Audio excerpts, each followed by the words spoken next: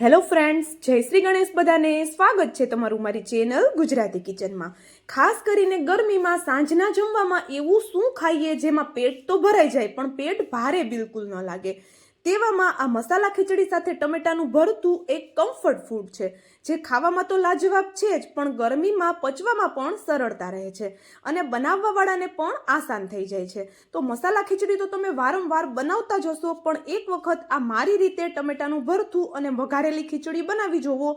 ખૂબ જ ટેસ્ટી લાગે છે, ખાઈને મન ખુશ થઈ જશે. પ્યોર કાઠિયાવાડી સ્વાદ તમને મળવાનો છે.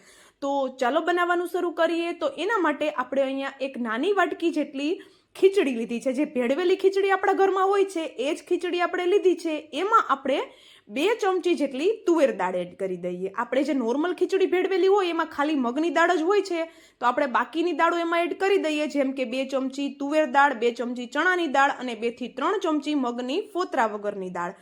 જેટલા ચોખ્ખા છે એટલી આપણે દાળ એડ કરશું તો ખાવાની ખૂબ મજા આવશે. તો દાળ આપણે છે એ બધી એડ કરી આપણે સરસ એવું મિક્સ કરી લીધું અને આ ખીચડી છે એને આપણે ઘસી અને 3 થી 4 પાણીથી આપણે એને સરસ એવી ધોઈ લેવાની છે. તો ચાલો, ખીચડી છે એ મેં ધોઈને રેડી કરી લીધી અને હું તમને અહીંયા માપ માટે એક વાટકામાં ભરીને બતાવું છું.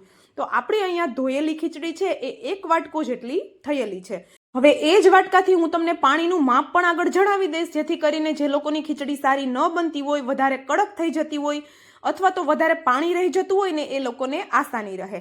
અહીંયા હવે શાકભાજીમાં આપણે એક મોટી સાઈઝનું બટેટું જેના મોટા ટુકડા કરીને એડ કરી દીધા. થોડું ગાજર છે એના પણ મોટા મોટા ટુકડા કરીને એડ કરી દીધા. થોડા વટાણા એટલે કે અડધો કપ જેટલા વટાણા એડ કરી દીધા.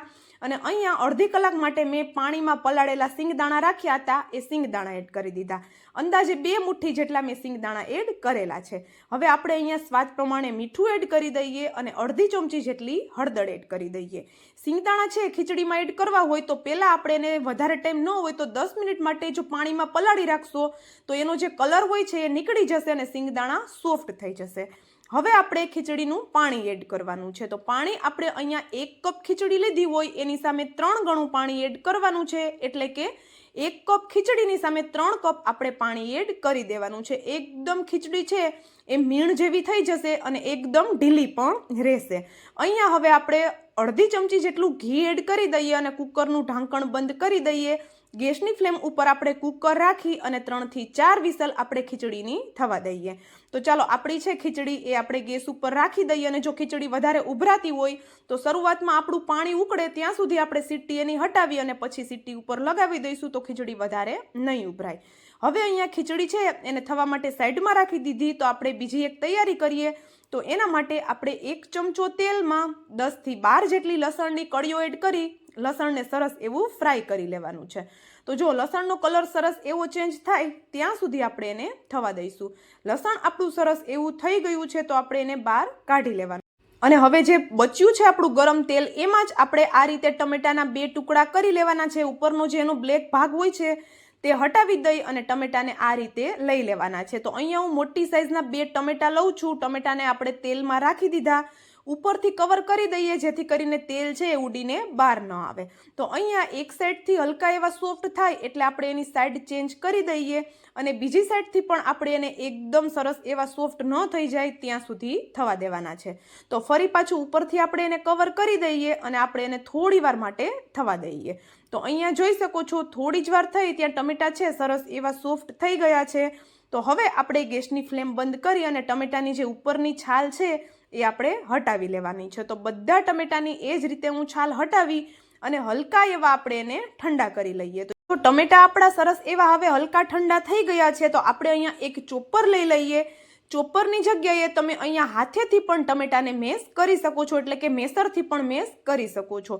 મિક્સરમાં આપણે આને નથી પીસવાના, કારણ કે મિક્સરમાં પીસશું તો એની એકદમ પેસ્ટ બની અને ટમેટાની પ્યોરી જેવું બની જશે. તો આપણે એનું એવું ટેક્સચર નથી જોઈતું, આપણે એને દરદરું રાખવાનું છે. સાથે જ આપણે જે લસણ ફ્રાય કરીને રાખ્યું હતું એ લસણ પણ એડ કરી દીધું અને આ બંને વસ્તુના એકદમ મોટા મોટા ટુકડા રહે એ રીતનું આપણે એને ક્રશ કરી લીધેલું છે. તો અહીંયા જોઈ શકો છો સરસ એવું આપણું ટમેટું છે એ ચોપ થઈ ગયું છે. તો હવે આપણે એમાં અડધી ચમચી જેટલો સંચળ પાવડર એડ કરીએ. સંચળ પાવડરનો ટેસ્ટ ખૂબ જ સરસ એવો આવે છે, હોય તો ચોક્કસ એડ કરજો. અડધી ચમચી જેટલું લાલ મરચું પાવડર, હલકું એવું આપણું જે નોર્મલ મીઠું હોય છે તે એડ કરેલું છે. અને હવે આપણે અહીંયા એકદમ બારીક કટ કરેલી ડુંગળી અને એક નાની સાઈઝનું મરચું એને પણ એકદમ બારીક કટ કરીને એડ કરવાના છે. આ જે ટમેટાનું ભરથું બને છે ને એનો ટેસ્ટ એટલો લાજવાબ છે ને કે તમે આ ખીચડી સાથે વારંવાર બનાવશો, એટલું બધું ટેસ્ટી બને છે. ઉપરથી એક મુઠ્ઠી જેટલા લીલા ધાણા એડ કરી દઈએ અને સરસ એવું એને મિક્સ કરી દઈએ. મોટા તો મોટા, પણ બાળકો પણ આ ભરથું છે એ માંગીને ખાશે, કારણ કે આનો ટેસ્ટ એટલો ચટપટો છે કે તમને ખાવાની મજા જ પડી જવાની છે. એમાં પણ ખીચડી સાથે તો આ ખૂબ જ ટેસ્ટી લાગે છે. તો જો અહીંયા જોઈ શકો છો બધું સરસ એવું આપણે મિક્સ કરી દીધું અને ઇન્સ્ટન્ટ આપણું અહીંયા ટમેટાનું ભરથું કે પછી ટમેટાની ચટણી પણ તમે કહી શકો છો. તો ચાલો, ચટણી તો આપણી રેડી થઈ ગઈ છે, તો એને આપણે સાઈડમાં રાખી દઈએ. હવે આપણે આપણું કુકર ખોલીને જોઈ લઈએ. તો જો જે મારા કુકરનું ઢાંકણ છે એની ઉપર આવો કટોરી જેવો શેપ છે, એના લીધે કોઈ પણ વસ્તુ ઉભરાય અને સીધા ગેસ ઉપર નથી જતી, એ ઢાંકણ ઉપર જ રહી જાય છે. તો આપણું કામ ખૂબ સરળ થઈ જાય છે. તો ચાલો હવે આપણી ખીચડી જોઈએ છીએ. તો જોઈ શકો છો તમે, ખીચડી છે એકદમ પરફેક્ટ એવી ઢીલી છે, પણ જો જોઈ શકો છો પાણી અને ખીચડી બંને અલગ અલગ નથી રહેતા. ખીચડીના દાણા એકદમ સરસ એવા મેશ થઈ ગયા છે. તો ખીચડી આવી હોય તો જ ખાવાની મજા આવતી હોય છે, પણ જો તમને થોડી છૂટી ખીચડી ગમતી હોય તો એ પ્રમાણે પણ તમે પાણી થોડું ઓછું લઈ શકો છો. હવે અહીંયા આપણે જ ખીચડીનો વઘાર કરીએ. તો વઘાર માટે આપણે અહીંયા 2 ચમચી જેટલું ઘી લઈ લીધું અને સાથે 1 ચમચી જેટલું આપણે તેલ લઈ લઈએ. ઘીનો વઘાર કરશું ખીચડીમાં તો ખૂબ જ સરસ એવો એનો ટેસ્ટ આવે છે, પણ તમે ખાલી તેલથી પણ વઘાર કરી શકો છો. તો અહીંયા હવે ઘી અને તેલ હલકું ગરમ થાય એટલે હલકી એવી રાઈ અને જીરું એડ કરી દઈએ. રાઈ અને જીરું બંને વસ્તુને એકદમ સરસ એવા આપણે ફૂટવા દેવાના છે. સરસ એવા ફૂટી જાય એટલે આપણે એમાં હલકી એવી હિંગ અને મીઠા લીમડાના પાન એડ કરી દઈએ અને એક મીડિયમ સાઇઝની ડુંગળીના એકદમ બારીક ટુકડા કરીને એડ કરી દેવાના છે. તો આ ડુંગળીને વઘાર સાથે એકદમ સરસ એવી મિક્સ કરી દઈએ. અને આપણે જે ચટણી બનાવી ટમેટાની, એ અને આપણી જે આ મસાલા ખીચડી છે, એ બંને વસ્તુ જો આપણે થોડીક તૈયારીઓ કરીને રાખશું તો એક જ સાથે 10 થી 12 મિનિટમાં આરામથી બનીને તૈયાર થઈ જાય છે. તો વધારે વાર આપણે પણ કિચનમાં ઊભા રહી ઝંઝટવાળું કંઈ વધારે બનાવવું નહીં પડે. અને ટેસ્ટી તો એટલું બને છે કે નાના મોટા બધાને પસંદ આવવાનું જ છે. તો હવે ડુંગળી છે હલકી એવી થાય એટલે આપણે એમાં એક મોટી સાઈઝનું ટમેટું જેને બારીક કટ કરીને એડ કરી દીધું. અને ડુંગળી અને ટમેટું આ બંને વસ્તુને હલકા એવા સોફ્ટ જ કરવાના છે, વધારે કૂક આપણે એને નથી કરી દેવાના. હવે સાથે જ આપણે એક મોટી ચમચી જેટલી લસણવાળી ચટણી એડ કરી દઈએ. કાઠિયાવાડી વઘારેલી ખીચડી બને છે તો લસણવાળી ચટણી તો આપણે બિલકુલ સ્કીપ નથી કરવાના. એક મોટી ચમચી ભરીને એડ કરી દેવાની છે. હવે લસણવાળી ચટણી છે એને પણ સરસ એવું મિક્સ કરી દઈએ અને હલકું એવું ડુંગળી ટમેટાને આપણે થવા દઈએ. તો હલકું એવું સોફ્ટ થાય એટલે આપણે એમાં મસાલા કરીએ. તો મસાલામાં અડધી થી 1 ચમચી જેટલો મેં અહીંયા લાલ મરચું પાવડર એડ કરેલો છે. મીઠું આપણે થોડું એડ કરવું હોય આ સ્ટેજ ઉપર તમારે જો ખીચડીમાં ઓછું હોય તો એડ કરી શકો છો.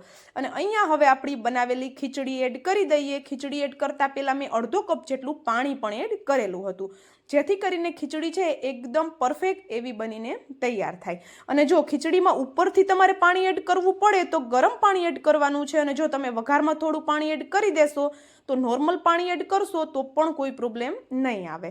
તો હવે વઘાર છે એને સરસ એવો ખીચડી સાથે મિક્સ કરી દઈએ અને તમે જોઈ શકો છો એકદમ પરફેક્ટ ઢીલી એવી આપણી ખીચડી બનીને તૈયાર થઈ ગઈ છે. તો હવે લાસ્ટમાં એક લીંબુનો રસ એડ કરી દઈએ, લીલા ધાણા એડ કરી અને ગરમા ગરમ આ ખીચડીને તમે સર્વ કરી શકો છો. ઉપરથી પણ થોડું જો ઘી એડ કરવું હોય તો એડ કરી શકો છો. અહીંયા મેં પાપડ છે એને શેકી લીધો છે, સાથે આપણે ટમેટાની જે ચટણી બનાવી એને પણ લઈ લીધી અને સાથે આપણી ગરમા ગરમ ખીચડી. આ જોરદાર એવો ટેસ્ટ છે, બધાની ઘરે બનતું જ હશે, પણ આ રીતે જો ન બનાવતા હોય તમે તો એકવાર ચોક્કસ ટ્રાય કરજો. આ ગરમીમાં ખાવાની ખૂબ મજા આવે છે.